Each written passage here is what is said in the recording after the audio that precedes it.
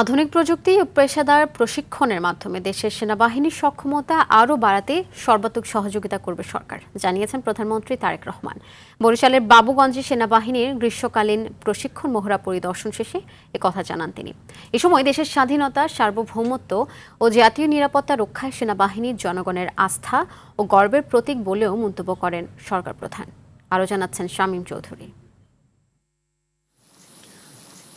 বরিশালের বাবুগঞ্জে বাংলাদেশ সেনাবাহিনীর গ্রীষ্মকালীন প্রশিক্ষণ মহড়া স্থলে পৌঁছে বিস্তীর্ণ জঙ্গলে পরিচালিত মহড়া ঘুরে দেখেন প্রধানমন্ত্রী তারেক রহমান। সেনা সদস্যদের যুদ্ধ প্রস্তুতি, কৌশলগত অবস্থান গ্রহণ এবং বাস্তবসম্মত প্রশিক্ষণ পর্যবেক্ষণ করেন তিনি। শত্রুপক্ষের ড্রোন মোকাবেলায় ব্যবহৃত এন্টি ড্রোন মাল্টি ব্যারেল সিস্টেমের কার্যক্রমও প্রত্যক্ষ করেন সরকার প্রধান। এ সময় আধুনিক প্রতিরক্ষা প্রযুক্তির বিভিন্ন দিক তুলে ধরেন সেনা কর্মকর্তারা। অ্যান্টিব্যাকটেরিয়াল ফর্মুলা বাসনকে চকচকে জীবাণুমুক্ত করে আমাদের দেয় গ্লিটার গ্যারান্টি।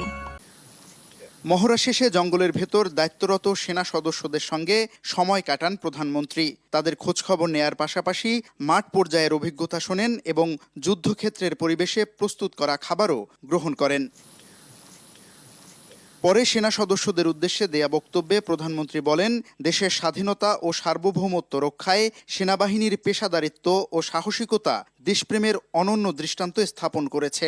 ভবিষ্যতে একদিন বাংলাদেশের সেনাবাহিনীর প্রশিক্ষণ বলুন, আর্ট বলুন, বাংলাদেশ সেনাবাহিনীর এক্সপার্টিস বলুন, সব নিয়ে পৃথিবীর বিভিন্ন বড় বড় জায়গায় আলোচনা হবে। তারেক রহমান বলেন, সেনাবাহিনীর প্রতি জনগণের আস্থা ও সম্মান ধরে রাখতে আধুনিক প্রযুক্তি, দক্ষতা ও সর্বোচ্চ প্রস্তুতি নিশ্চিত করতে হবে।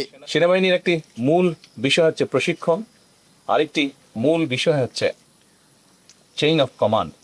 এইটি আমাদেরকে, কারণ ডিসিপ্লিন রক্ষা করতে হলে অবশ্যই চেইন অফ কমান্ড আমাদেরকে মানতে হবে। একই সাথে টেকনোলজির যদি ইনপুট আমরা দিতে পারি, তাহলেই আমরা একটি শক্তিশালী সেনাবাহিনী গড়ে তুলতে সক্ষম হব ইনশাআল্লাহ। বাংলাদেশ সেনাবাহিনী বিশ্ব পরিসরে আরও সুনাম ও পেশাগত স্বীকৃতি অর্জন করবে বলে আশাবাদ ব্যক্ত করেন সরকার প্রধান।